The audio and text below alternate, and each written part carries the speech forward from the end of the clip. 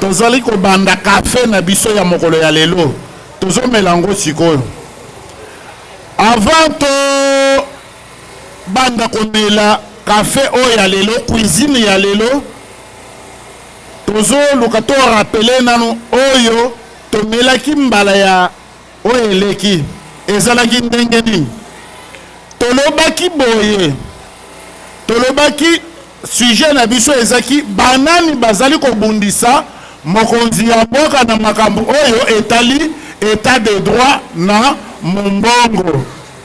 Alors na ba recherche toye kokuta te ezali bato lolenge 4 mais la fois passée topesaki exemple ya ministre ya environnement parce que na état de droit ezali respect ya mibeko tomonaki ministre ya environnement ministre provincial ya environnement ayaki awa na marché kato asali nini aye na cabinet na ye mobimba baconseiller badirecable aye na bango na marché aye alokoti mbongo nyonso recette ya marché akei nango alors kokende nango biso tomonaki te aviolaki mubeko nini oye aviolaki mubeko ya finance publique na mubeko ya ba comptable public oh soki tozoloba état de droit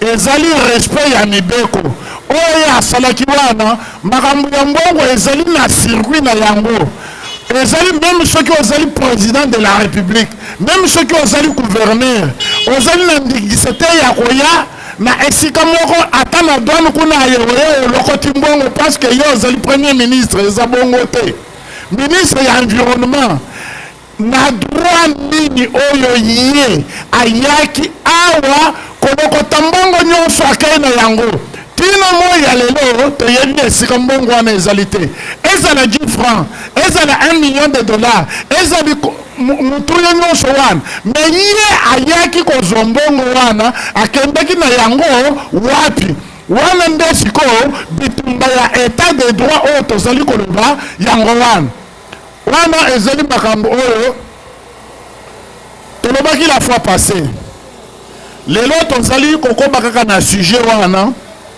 ya banani bazali kobundisa mokonzi ya mboka na makambo ya état de droit wana tozali na problème ya ministre d'état Pius Mwabilu na biso moko ba commerçant biso toza mabe ba pona nini parce que toyebi ko revendiquer te tokolakisa yango mais aussi bandeko oyo bazali kosala na chef de l'état lokola totangi awa ministre oyo azali na makambo ya habitat na maboko na ye ministre national Pius Mwabilu voilà nde masolo tozobeta lelo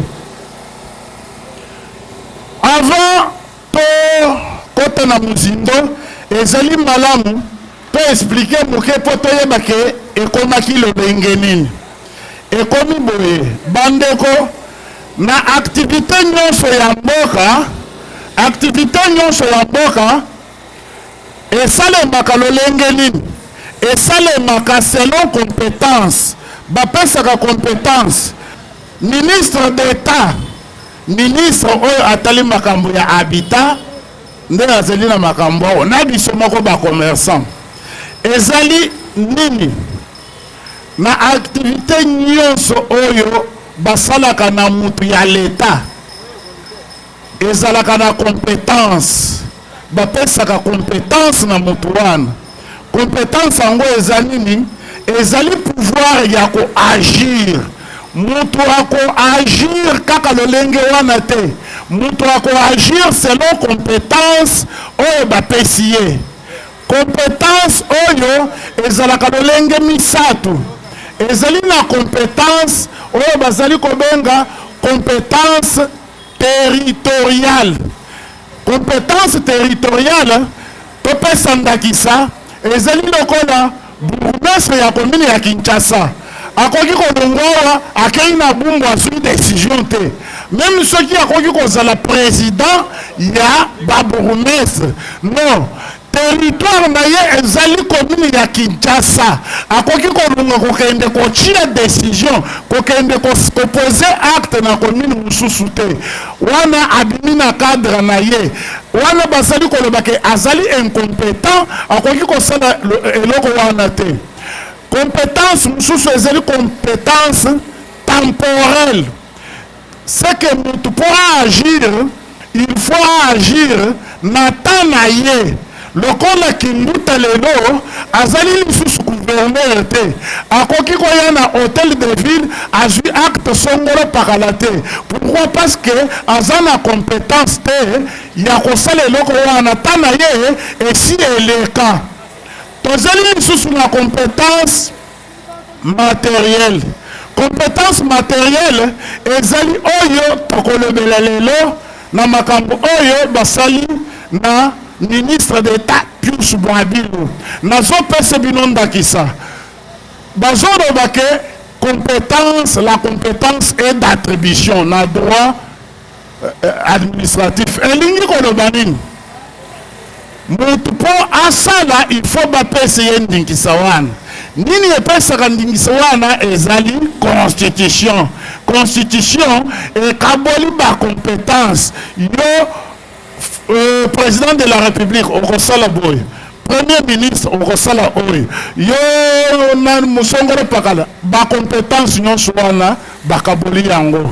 Mutu oyo, soki azali oyo, ba pesiyete, ezali oyo, bazali kobenga, incompétence. Azali incompétent. Nazo pese binunda kisi. Compétence ezaka kaka yayo. Mutu mususu akoya kosala leote. Bomoni awa tango chef de l'État yakala Joseph Kabila asalaki mariage bomonaki akendeki wapi akendeki na commune ya Kombe nde baselebraki mariage wana parce que makoki wana ezali na nani bourgmestre nde akosala yango matière wana ezali matière ya bourgmestre ezali matière ya mutu mususu te parce que c'est un président de la République mais pourquoi pas attendre un gouverneur à célébrer mariage naye pourquoi pas attendre un premier ministre mutu ya likolo non balobi ke non azali incompétent oyo akoki kosala yango ezali kaka nani kaka bourgmestre balobi ata soki ozali nani bourgmestre nde akosala voilà matière ya bourgmestre nde na cadre wana tozali ko reprocher ndeko na biso ministre d'État Pius Mwabilu asali nini makambo oyo etali commerce balobi ke makambo wana ezali mubeko mutu ekosala yango article 122.8 ya constitution soki na bosanité elobi te makambo ya commerce nani akoki kosala yango loi mubeko nde ekosala yango mais tomoni ministre d'État Pius Mwabilu asali nini aye azwi arrêté pour asala makambo oyo etali makambo ya commerce ye azali incompétent constitution na biso epesi ye ndingisa wana te lokola ye ayaki kozwa acte na matière oyo constitution epesi ye mukumba wana te tolobi ke ministre Pius Mwabilu azalaki incompétent ya kozwa acte wana lokola asali yango aviole loi aviole constitution ezali acte oyo azwi ezali inconstitutionnel voilà mais biso commerçant tozalaka baspectateur na lolenge nini au lieu ya koprofiter il fallait tokende to saisir cour constitutionnel po te tolobaka no biche Mwabilu azana droit, azali na pouvoir, azali na compétence ya kozwa acte oyo te, azwi acte oyo en violation ya constitution. Le colonel a violé constitution, azali la vision ya chef de l'état te, parce que muto azali ko violer, azali vision ya chef de l'état ezanine, vision ya chef de l'état ezali état de droit. Ye tango a violé, c'est que abeti kara na marambo ya chef de l'état lo beza bongo te, parce que tant que le va okoyeba bansusu ye ayebi te que non voilà makambo mosusu ba héros na Londres omonaki lettre mosusu wana na oyo bango mibale bakotaki na nini union sacrée. Makambo ya union sacrée eza te, tozozongela yango.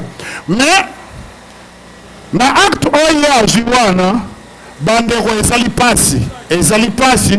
Pourquoi? Parce que eza na likambo oyo nalobaka nazoloba mpe na koloba na kotika koloba yango te, ezali likambo ya biso bacommerçant lolenge tozali koraisonne mabe makasi.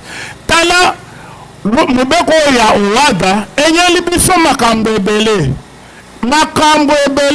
mais biso tozali ko négliger yango.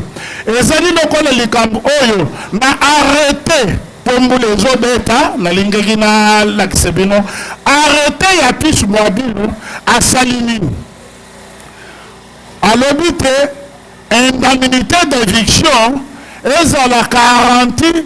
Donc c'est que ceux qui ont la garantie il y a $1000. Indemnité d'éviction ezali 750. Indemnité d'éviction yango ezali nini? Indemnité d'éviction to bagite ezali loko la pétition. Bande ko nazali ko yebisa bino boye. Avant dire na OHADA ou bien na nibeko etali makambo ya bayi, po makambo ya bayi ezali ko talama oya bayi commercial oya ba magasin oyo ezali makambo ya nani, ezali makambo ya loi. Siko ce qui a joué acte ou bien arrêté à le ministre a joué acte ou a joué et ça qu'on revenir dans la compétence na yete ezali oyo tozali ko benga incompétence bande ko tolinga ki tokende lokola batu nyonso bakenda kawana na cour constitutionnelle pote ba sanctionner arrêter oyo ba annuler yango parce que ezali inconstitutionnel. Mais na climat oyo tozali na ba commerçant soki obeteli lisolo wana biso tobandaki koluka tosala kaka eloko wana, malheureusement compte tenu ya moyen tosalaki yango te parce qu'il fallait beaucoup d'argent. Na cour constitutionnelle il fallait qu'on déposer 12 copies. 12 copies à requête, 12 copies, le col biso tozali syndicat, il fallait qu'on dépose statut na biso, règlement d'ordre intérieur. Donc 12 copies, certifié conforme. Alors que certifié conforme, tolinga ki tokoma na 12 copies wana atana ba $1000. Mbongo ebele oyo de tolobi boye, tolobi te constitution na biso ezali na mukumba ya ko contrôler ka parmi misala oyo cour constitutionnelle ekoki kosala ezali notamment contrôle ya ba acte ezala loi ezala arrêté ou bien n'importe quel règlement ya autorité songolo pakala. Alors on a une difficulté oyo tozali na yango ezali difficulté nini biso tozali na confusion makasi. Confusion ba commerçant oyo bino bokozala nango confusion nini ba commerçant totika confusion lokola tolobia okoyoka oh non voilà ezali union sacrée. Il faut faire attention avec union sacrée ezali bongo te nazoloba na bino mokolo ya lelo boye chef de l'état vision na ye ezali union sacrée te. Vision ya chef de l'état ezali effectivité ya état de droit. Union sacrée ezali lokola instrument, ezali lokola un outil forgé par Félix Tshisekedi, ezali lokola une stratégie montée par Félix Tshisekedi pona ko sala nini pona ko commissaire na état de droit. Alors, ceux qui déjà, composante, il y a union sacrée, basali contre vision, il y a chef de l'État, c'est que Bangonde, basali kobundisa chef de l'État. Wana il faut tolo bayango polele. Nazo pesa binonda kisamuke. Total par exemple, Mutualingi a gagné vie ou bien à subvenir na ba besoin na ye. Alors non, il faut na sala ta taxi pour na zoa mbongo Nabiki Saban. Alors, ceux qui ont accueilli auto-école, on a dit qu'il y en a qui ont auto-école. Ok, auto-école, ils ont pas nanine. Ils ont pas théorie là. Après, on a réalisé besoin na yo ezali ya nini. Il y a quoi ça la taxi pour na quoi ça la nini pour na quoi mbongo. Mais tozo mon nini. Union sacrée. Oye ko ko sala lokola et auto-école. Mosala na yango eza nini ezali kaka pona kosunga Félix kosunga ye pona nini pour akoma na objectif na ye oya état de droit mais bandeko bazali ko violer bat ya union sacrée bazali ko violer mobeku du jour au jour. Alors biso ba commerçant surtout na o état biso toza tikala ba spectateur toyebi ko revendiquer te omoni quoi ki kozala non ezali bongo te. Il faut biso toyeba ko se prendre en charge parce que chef de l'État vision na ye eza union sacrée te. Bato ebele bazali kosala confusion. Vision ya chef de l'État ezali effectivité de l'État de droit. Lokola tozoluka effectivité de l'État de droit tosala confusion te. D'ailleurs union sacrée wana ezali composé na banani na ba parti politique ebele.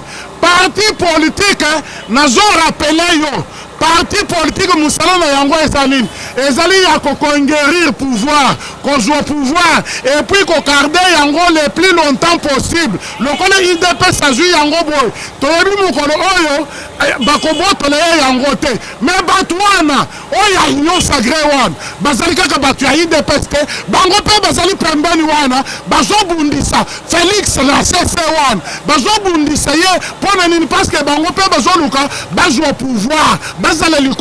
C'est ainsi que biso ba commerçant tozali konyokama bazolo bali balobakate bulonda buja ni ndonga munene na munoko na ngai bazolo bate bulonda buja ni ndonga munene bana bandonga uviri la hash nde biloko batu ya union sacrée bazo sala biso tozali bana ya Félix yo ozali nzete oyo oye nani koluka ombrage na nzete wana mais ozali ko tenir compte ya bana ya nzete wana te nzete oyo bazobenga ndunga oye obandi ko nyata bana muninga ozonyata alors que ozoloba ke ozali ami ya nzete ya munene wana nde nani nde Félix bazoloba nini chishi chijaja lukunu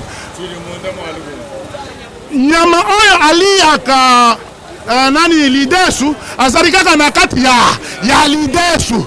Voilà la raison pour laquelle biso ba commerçant nous devons faire très attention. Nous devons faire très attention pour nini parce que bazo boto le biso oyo ya biso tozali assis sur la mine d'or mais biso moko toyebi ko gérer yango te de tozal lobanabino bomoni oyo touti ko rater ao oya kokende cour constitutionnel nanu esilité tozala kaka sur les qui vivent ceux qui baye kolongole yo na ndako na yo ya musala na buzoba yo zonga na raneko toya kotalisa démarche parce que na miboko normalement bakoki kobimisa mutu na ndako ya commerçant na ndako ya musala te bazofutisa indemnité d'éviction.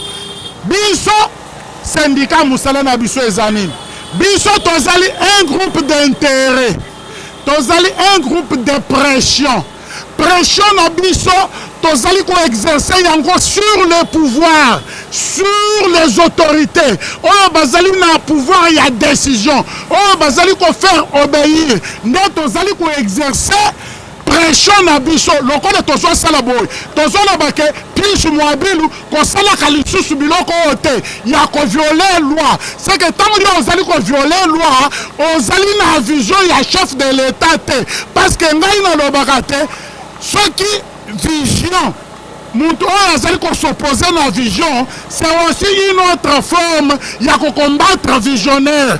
Alors visionnaire alobini alobi tengai ezali état de droit, état de droit. Mais tomoni Pichu Mwabilu alobi non ngai nazo violer mubeko ko violer mubeko wana nde Félix Aboy. C'est ainsi que biso ba commerçant nous devons nous mettre debout. To telemi pote to revendiquer oya biso mais biso to vandi soki ba bangi si biso na café ezali yani eza muto azomona lokola azo perdre temps alors que azali ko perdre temps te azali na kati ya kotonga. Pourquoi bandeko Félix biso tokotindre ye kaka na oya mabe biso ba commerçant oyo. Nous avons soutenu le régime passé. Nous avons 5 chantiers à chef de l'État. Nous avons flotte 2 niveaux. 5 chantiers à chef de l'État. Mais avant, on a perçu état de droit. Et les qui et les 1000 chantiers. Parce que nous sommes c'est pourquoi nous devons faire en sorte que Batouba Sakanana Bissote. Tokobanda ko organiser toko organiser ba témoignage to bengi si muto aye ko témoigner chaque jour tokobanda ko salaka café na biso il faut muto aya ko témoigner état de droit et même lienine état de droit et comme na ye wat il faut to salaka biloko wan. C'est aussi une façon de soutenir le chef de l'État. Même au monde, même dans la chaque samedi, au monde c'est pour soutenir le chef de l'État. Ceux qui ont peur, c'est pas nous la voyer. Ou il y a que non, pour soutenir notre chef de l'État, il faut qu'on salle en sorte que au monde, Fachi Beton, elingi koloba nini ozolo belango na chambre bino pelele awa mutu ya liboso ngai na koinvite nazo invite gouverneur nani Jean Tiningobile na koyebisie gouverneur yaka o témoigner état de droit toza na bosenga na yo aza na droit ya koboya koya ou bien koya te tokobandela kaka na ye soki oyebi mutu oyo akoki koya awa parce que oyo eza nini oyo ezali canal oyo biso togreye tozala en contact na chef de l'État bato oyo baza zingazinga na ye eza bulunda bujani ndunga munena bana bandunga uvini la hanshi nzete ya munene oyo yo ozokopere na yango me bana nzete ya munene wana yo ozonyata ozoloba ngai songolo ngai pakala. Voilà la raison pour laquelle tozali kobengisa bino prochainement tokosala oyo tozobenga 4x4 ndenge ozokende boye tokonakisho ndenge nini okoki ko atteindre 16 personnes ezali mpona bolamu na biso. Est-ce que ezali mabe? Voilà tomeka nani koningisa muke toningisa muke état de droit. Voilà la raison pour laquelle biso il faut soutenir Félix Tshisekedi. Biloko emati partout. Oh moni Félix et biloko emati carburant na Afrique du Sud kuna carburant batu balali kuna na station na Kenya batu babundi mais awa tokolobo o moni Félix effectivité de l'état de droit. Faut-il sauver abat les tracasseries. Faut-il sauver ba commerçant komi ba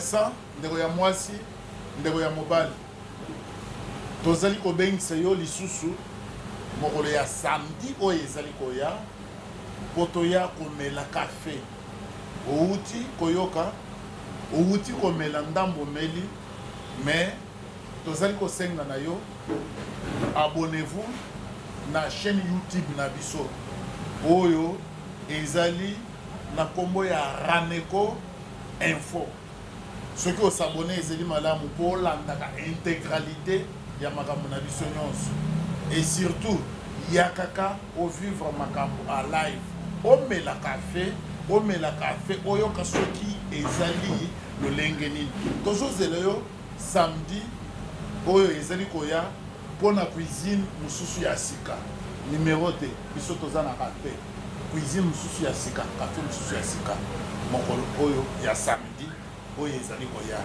merci bye